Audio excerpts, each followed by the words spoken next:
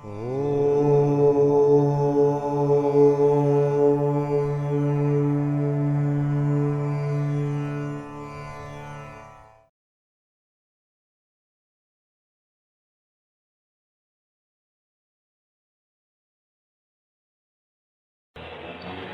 ये उपनिषद शब्द से ही अभिप्राय निकलता है। उपनिषद शब्द का अर्थ ही ये है कि जो नित्य प्राप्त वस्तु है तुमको हमेशा से मिली हुई, नित्य प्राप्त माने हमेशा से मिली हुई चीज, वो तुम्हें लखा दी जाए, ये उपनिषद शब्द का अर्थ होता है। ये उपनिषद में उप और नि ये दो तो उपसर्ग हैं हो, और सद जो है वो धातु है, और धातु का अर्थ है विसरण, गति और अवसादन। किसी चीज का विशीर्ण हो जाना, किसी चीज का चला जाना है, और किसी चीज का शून्य हो जाना, उजड़ जाना, ये है उस धातु का अर्थ। तब उपनिषद शब्द का अर्थ क्या है? उपनिषद शब्द का अर्थ ये है कि वो ब्रह्म विद्या, उपनिषद माने वो ब्रह्म विद्या जो हमारे दुख को, दोष को नष्ट कर दे, विशीर्ण कर दे, हो बिखेर दे, नहीं रहे दुख अपने में, अलग कर दे दुख को, और परब्रह्म परमात्मा का संगमन करा दे, मिला दे। तो और अविद्या को बिल्कुल नष्ट भ्रष्ट कर दे, अविद्या को विशीर्ण कर दे, ब्रह्म का अवगम प्राप्त करा दे, और दुख दोष सबका सत्यानाश कर दे। ऐसी जो विद्या है उस विद्या का नाम उपनिषद है। उपनिषद शब्द का अर्थ वार्तिक में आचार्य ने भाष्य में किया, और सुरेश्वराचार्य जी ने वार्तिक में बड़े विस्तार से इसके अर्थ का उल्लेख किया। फिर उसका संक्षेप वार्तिक सारकार विद्यारण्य स्वामी ने उपनिषद शब्द के अर्थ के लिए अनेक श्लोक लिख करके बताया। उपनिषद शब्द का ये अर्थ ब्रह्म विद्या। असल में तत्वमस्यादि महावाक्य से उत्पन्न होने वाला जो ब्रह्मात्मैक्य ज्ञान है वही उपनिषद शब्द का वास्तविक अर्थ है। वो ज्ञान जो अज्ञान को मिटाने वाला और हृदय में उत्पन्न होता है उसका नाम है ब्रह्म विद्या। बढ़िया हुआ, ब्रह्म विद्या, ब्रह्म ज्ञान ही उपनिषद शब्द का अर्थ है। और वो बाहर है ना, बाहर नहीं होता हो, वो स्वरूप दृष्टि से तो परिपूर्ण है और अज्ञान निवर्तक वृत्ति की दृष्टि से हृदय में उत्पन्न होता है। तो असली उपनिषद कहाँ है? बोले असली उपनिषद तो सबके हृदय में रहता है। तो फिर बोले पोथी का नाम उपनिषद क्यों? बोले उसी हृदय में रहने वाली उपनिषद को जगाने वाली होने के कारण तादर्थ्या, उसी को जगाने वाला होने के कारण ग्रंथ को उपनिषद कहते हैं। कागज के बंडल का नाम उपनिषद नहीं है बोला, और वो जो कंपोजिटर लोग अक्षर जोड़ते हैं उनका नाम उपनिषद नहीं है। जो एक पोथी बंद करके आती है उसका नाम उपनिषद नहीं है। उपनिषद हृदय में जो ब्रह्मात्मैक्य विद्या, विद्या माने ज्ञान, ब्रह्मात्मैक्य वृत्ति जो हृदय में उदय होती है उसका नाम उपनिषद है। तो मुख्य ब्रह्म विद्या तो है ब्रह्म ज्ञान, ब्रह्माकार वृत्ति, और उसका सहायक होने से अवान्तर वाक्य भी उपनिषद हैं। और ग्रंथ जो है उन अवान्तर वाक्यों और महावाक्यों को जनाने वाला है, उनकी याद दिलाने वाला है, उनके अर्थ के चिंतन में सहायक है। इसलिए गौण वृत्ति से ग्रंथ को उपनिषद कहते हैं, मुख्य वृत्ति से हृदय में रहने वाली जो ब्रह्म विद्या है उसका नाम उपनिषद है। अच्छा, अब देखो एक बात पर आपका ध्यान खींचते हैं। आप लोगों ने कभी विधि पूर्वक कोशों का अध्ययन तो किया ही होगा। यह अन्नमय कोश क्या है, प्राणमय कोश क्या है, मनोमय कोश क्या है, ये आप लोगों ने पंचकोश का विवेक तो किया ही होगा। ये बात तो माननी पड़ेगी। तो अन्नमय कोश को पुरुष कहा गया, ये आत्मा है। फिर बोले अन्यहा, अन्योंतरहा, आत्मा, उससे अन्य आंतर आत्मा है प्राणमय, उसको भी पुरुष कहा गया। और पक्षी के रूप में सबका रूपक बताया गया कि ये तीतर है, तीतर। और तैत्तिरीय उपनिषद में ही पंचकोशों का वर्णन है। तो चूंकि तितरी के रूप में ऋषि ब्रह्म ज्ञान का निरूपण कर रहा है तो वह अपने ही कोशों का निरूपण करता है। और ये हमारा सिर है, ये हमारा दक्षिण पक्ष है, ये हमारा उत्तर पक्ष है।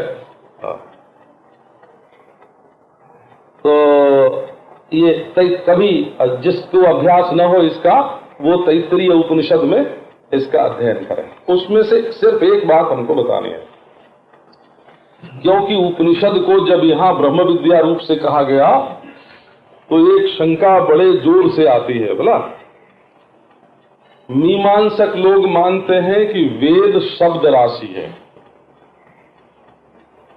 ये जैसे पृथ्वी एक द्रव्य है, जैसे जल एक द्रव्य है, जैसे अग्नि वायु आकाश द्रव्य है, तो नैयायिक लोग तो मानते हैं कि शब्द आकाश का गुण है,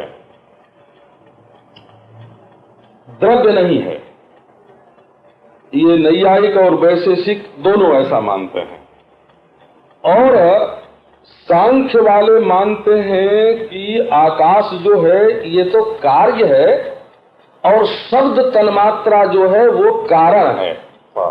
वो शब्द तन्मात्रा को आकाश का गुण नहीं मानते हैं, शब्द तन्मात्र को आकाश रूप भूत का कारण मानते हैं। पूर्व मीमांसक लोग मानते हैं कि ये एक द्रव्य है, शब्द द्रव्य, उसमें जो आनुपूर्वी वाला शब्द राशि है उसको वेद बोलते हैं, और जो बिना आनुपूर्वी का जो शब्द राशि है का उसको वेद नहीं बोलते हैं। वो स्मृति से और उसकी आनुपूर्वी बदलती रहती है और महात्मा लोग स्मरण करके बोलते हैं, पर वेद की जो आनुपूर्वी है वो ज्यों की त्यों रहती है। अब देखो शंका क्या है इस प्रसंग में, कि जब उपनिषद का अर्थ अंतःकरण में उदय होने वाली ब्रह्म विद्या है, ब्रह्म विद्या, तब उपनिषद तो वृत्ति रूप हो गया ना, फिर वो शब्द राशि रूप अपौरुषेय वेद कैसे रहेगा। वहां तैत्तिरीय उपनिषद में ये निरूपण किया गया कि जो हमारा मनोमय कोश है, तित्तिरी का जो मनोमय कोश है, उस मनोमय कोश में यजुर्वेद जो है वो एक अवयव के रूप में है। मनोमय कोश के 5 जो अवयव हैं, उसका सिर, उसका पक्ष, उसका पांव, ये जो अवयव है, और ब्रह्मपुच्छम प्रतिष्ठा, पूछ भी है? तित्तिरी के सिर भी है और पक्ष भी है और पूछ भी है, हाथ पांव नहीं हो, है ना? पक्ष है, सिर है, पक्ष है, पूछ है। तो अब उन्होंने बताया कि यजुर्वेद जो है उस तीतर का एक अवयव है। तो तीतर के किस कोष का अवयव है? बोले मनोमय कोष का अवयव है। तो मनोमय कोष का अवयव तब तक हो ही नहीं सकता जब तक यजुर्वेद वृत्ति रूप न हो। वृत्ति रूप होने से ही वो मनोमय कोष का अवयव हो सकता है। इसलिए वेदांत में दो मत हो गया। एक तो पूर्व मीमांसकों के व्यावहारिक सत्ता को मानने वाले लोग जो हैं वो कहते हैं कि शब्द जो है वो द्रव्य है और नियतानुपूर्विक और अनियतानुपूर्विक दो प्रकार का है, और एक वेद को वृत्ति रूप मानने वाले मनोमय कोश में।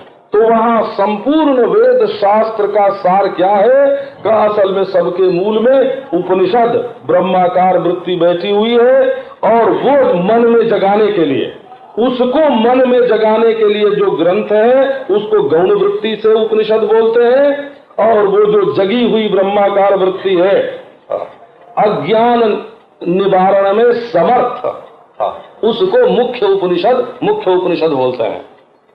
इसलिए योगी लोग जब कभी अंतर्मुख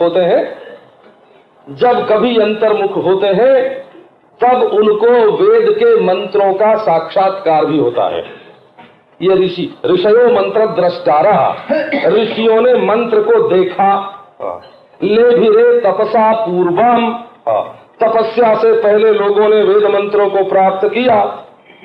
तो इसका मतलब हुआ कि सृष्टि के किसी स्तर में वेद के मंत्र रहते हैं। यदि हम अंतर्मुख होते है ना, आभास भाष्य के रूप में साक्षात्कार करेंगे तो नियतानुपूर्वी वाला जो शब्द राशि है उसका साक्षात्कार होगा, और यदि वृत्ति रूप में वेद का साक्षात्कार करेंगे तो वो साक्षी भाष्य होगा। वो साक्षी भाष्य होगा, साक्षी को वेद का दर्शन होगा। तो वेद का जो मुख्य रूप है वो साक्षी भाष्य है, वेद का जो गौण रूप है वो आभास भाष्य है, और वेद का जो असली स्वरूप है, असली बिल्कुल, वो कौन है? तो बोले वो तो साक्षी में अध्यस्त है, इसलिए साक्षी से पृथक नहीं है। तो वेद आदि का जो अनादित्व भी है वो भी साक्षी में कल्पित है। मुख्य परमार्थ सत्य एकमात्र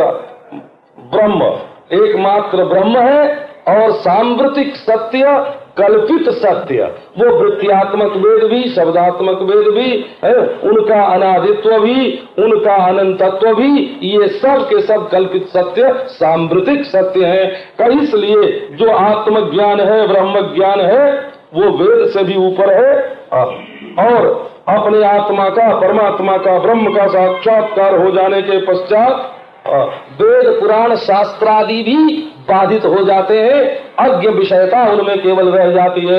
यदि वे स्वरूप भूत ही होंगे तो स्वरूप ज्ञान होने के बाद बाधित नहीं होंगे हैं।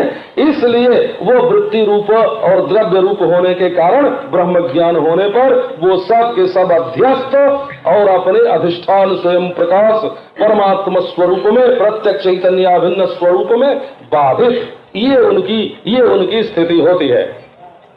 तो इस तरह से ये उपनिषद विद्या जो है ये ब्रह्म विद्या है, और ये ब्रह्म ज्ञान कराने के बाद, अज्ञान की निवृत्ति होने के बाद ये स्वयं भी पृथक रूप से नहीं रहती है, इसलिए इसको उपनिषद कहते हैं। अब इसके बाद भाष्य